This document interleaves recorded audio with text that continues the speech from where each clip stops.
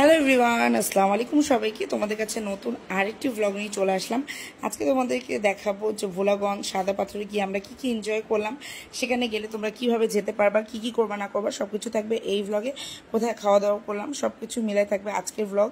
আর এখানে গিয়ে আমরা অনেক পরিমাণে মজা করেছি, আর বানিয়ারা ঘোরাতে উঠেছে, সবকিছু মিলাই দিনটা অনেক ভালো গিয়েছে।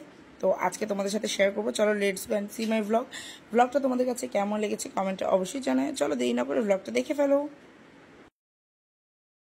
বিসমিল্লাহির রহমানির রহিম। আসসালামু আলাইকুম সবাইকে। আশা করছি তোমরা অনেক ভালো আছো। আমরা আল্লাহর মধ্যে তোমাদের দোয়ায় অনেক ভালো আছি। তো আমরা রওনা দিয়ে দিলাম আমাদের সাদা পাথরের উদ্দেশ্যে। তো আমরা চলে এসেছি ভোলাগঞ্জ সাদা পাথরে। এখান থেকে টিকিট কেটে আমাদেরকে নদীর ওপারে নামাই দিবে। আর এখানে টিকিটের মূল্য কমই ছিল, তোমরা দুজন মিলে 300-400 টাকার মধ্যে যেতে পারবা। তো আমরা রওনা দিয়ে দিলাম সাদা পাথরের উদ্দেশ্যে। দেখতে পাচ্ছ খুবই এক্সাইটেড ছিলাম। আর সাদা পাথর যে এত সুন্দর দেখে আমিও মুগ্ধ হয়ে গেছি, তোমরাও দেখে তোমরাও মুগ্ধ হয়ে যাবা, খুবই সুন্দর।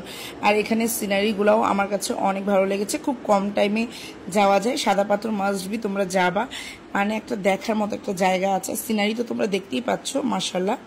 তো এখান থেকে যেতে আমাদেরকে বেশি টাইম লাগেনি, হ্যাঁ মানে ধরো 15 মিনিটের মতো লেগেছে ওপারে যেতে সাদা পাথরের দিকে। তো খুব কম সময়ে চলে গিয়েছিলাম, আর সেখানে গিয়ে খুবই মজা করেছি, এনজয় করেছি। সবকিছু মিলাই থাকবে তোমার আজকের ভ্লগে। তো চলো দেরি না করে ভ্লগটা দেখে ফেলো। আর যারা যেখান থেকে দেখছো একটু কমেন্টে জানাও তোমরা কে কোথা থেকে আমার ভ্লগ দেখছো। আর দেখো কত ঢেউ ছিল পানির মধ্যে, আমার দেখতে অনেক ভালো লাগতেছিল। এরকম পানি দেখতে আমার ভীষণ ভালো লাগে। আর এই তো মেঘালয় পাহাড়ের কাছাকাছি চলে এসেছি। আর এখানে এই তো আমাদেরকে নামিয়ে দিল। এখন আমরা চলে যাব একটু হেঁটে, সামনে এগোলে আমাদের সাদা পাথরের সুন্দর সুন্দর দৃশ্য তোমরা দেখতে পারবা। তারপর এখানে দেখলাম একটা ঘোড়া গাড়ি যাচ্ছিল, তো ওয়ানিয়া বললো সেখানে বসবে। তো তার পাপা সে একটু বসে একটু এনজয় করলো ঘোড়া গাড়িতে, ঘোড়া রাইড এনজয় করলো বাবা মেয়ে। আর তারপর ওয়ানিয়া ভয় পাচ্ছিল, তারপর একটু পরে তারা নেমে গেল। আর আমি হেঁটে হেঁটেই যাচ্ছিলাম, যেহেতু আমাকে ঘোড়ার উপর উঠতে ভয় লাগে। তোমরা কে কে হর্স রাইড পছন্দ করো কমেন্টে জানাও। তারপর আমি এই যে হাঁটতে হাঁটতে সামনের দিকে চলে গেলাম। আর আমরা যে সময় গিয়েছিলাম একদম 3টার দিকে, খুব পারফেক্ট একটা টাইমিং ছিল। এই সময় গেলে আর কি গোসল করতে খুবই মজা লাগবে।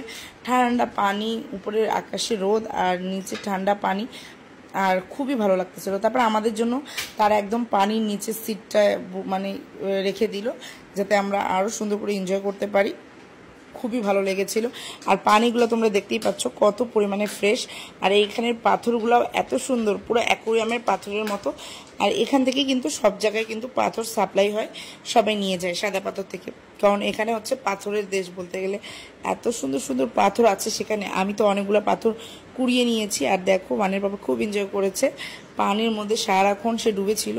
আর আমিও সারাক্ষণ পা লটকায় একদম ছিলাম, যাতে পায়ে ঠান্ডা পানি লাগছিল, খুবই ভালো লাগতেছিল আমাকে। আর এখানে সবাইকে দেখছিলাম যে যার মতো গোসল করতেছে। আর এই যে মেঘালয় পাহাড়ের সৌন্দর্য একদিকে, আর এই যে পানি পাথরের সৌন্দর্য আরেক দিকে। তারপর এখানে মানিয়াও খেলাধুলা করতেছিল। এই যে আমাদের দেখো চেয়ারটা একদম পানির মধ্যে দিয়ে দিয়েছিল তারা। আর এই যে এত পরিমাণে ঢেউ ছিল না যে তোমাদেরকে ভাসিয়ে নিয়ে চলে যেতে পারবে, প্রচুর পরিমাণে ঢেউ ছিল। আর বাচ্চা বুড়া সবাই নিজের নিজের মতো করে এখানে এনজয় করতেছিল, সবাই দেখো যে যার মতো। তো আর পানির ঢেউ কিন্তু অনেক ছিল, স্রোত অনেক ছিল। তোমাদেরকে ভিডিওতে বোঝাতে পারছি কিনা জানি না, বাট প্রচুর পরিমাণে ঢেউ ছিল। আর আমার মেয়ে তো আমার চেয়ারের নিচেই বসে একদম দেখো পানির নিচে এনজয় করতেছিল। এত সুন্দর পানি, মাশাআল্লাহ বলতে কেউ ভুলবা না। সাদা পাথরের সৌন্দর্য মানে দেখে ভুলার মতো না। আর আমার মন চাচ্ছে আবার চলে যাই সেখানে। খুবই সুন্দর একটা জায়গা দেখো।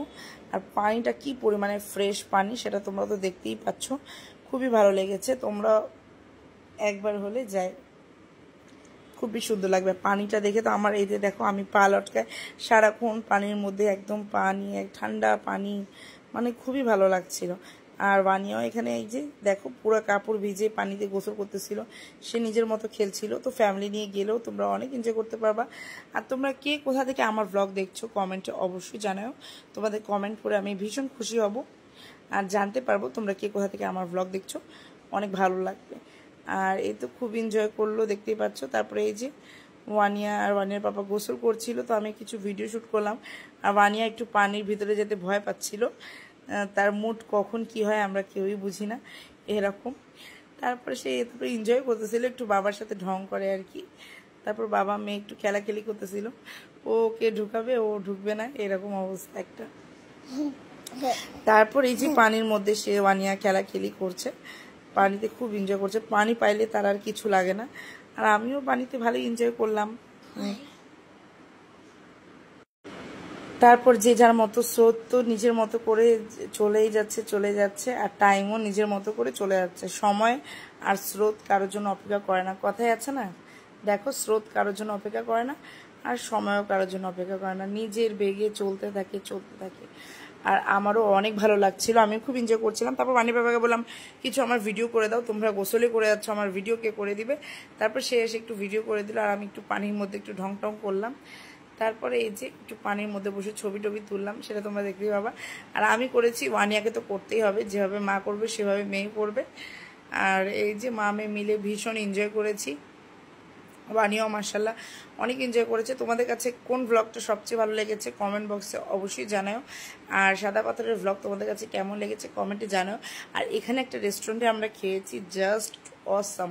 তোমরা সেখানে গেলে এই রেস্টুরেন্টে খেয়েও খুবই মজা লাগবে, একদম নদীর পাড় থেকে বের হয়ে তোমাদের সামনেই রেস্টুরেন্টটা থাকবে, ও পারে যাওয়ার পর আর কি। তো ওখানে এই রেস্টুরেন্টে তোমরা খেয়েও অনেক মজার খাবারগুলা, আমি বলছি দেখতে ভালো না লাগলেও খুবই সুন্দর পরিবেশ, আর খেতেও দারুণ মজা, তাদের খাওয়ার মানটা অনেক ভালো ছিল। তো তোমাদেরকে আমি দেখিয়ে দিব লাস্টের দিকে যে কোন রেস্টুরেন্টে তোমরা খাবা। আর পানির মধ্যে থেকে আমরা অনেক সুন্দর সুন্দর পাথর নিলাম, আমাদের পায়ের নিচে যেহেতু ছিল সব সুন্দর সুন্দর পাথরগুলো, তো এখান থেকে কুড়িয়ে নিলাম। তারপর কিছু আমি সেলফি নিলাম, ঢং টং করলাম। আর সব শেষে তোমাদের কাছ থেকে এটাই বলে বিদায় নিব যে যদি ভালো লাগে একটা লাইক কমেন্ট আর বেশি বেশি করে শেয়ার করে দাও ফ্যামিলি ফ্রেন্ডদের সাথে, যেন তোমাদের সবাই দেখতে পারে, ফ্রেন্ড সার্কেলরা। আর তোমরা এরকম মজা করতে পারো, আমি আশা করি তোমাদের কাছে ব্লগটা ভালো লেগেছে। যদি ভালো লাগে like comment share and subscribe my channel.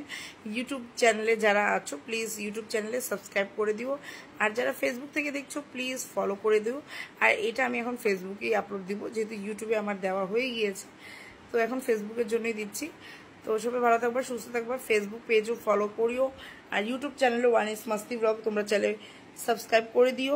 আর টিকটকেও আমাকে ফলো করতে পারো, ওয়ানিস মাস্তি ব্লগ দিলে সার্চ দিলেই চলে আসবে, বা ওয়ানিয়া284 দিলেই চলে আসবে।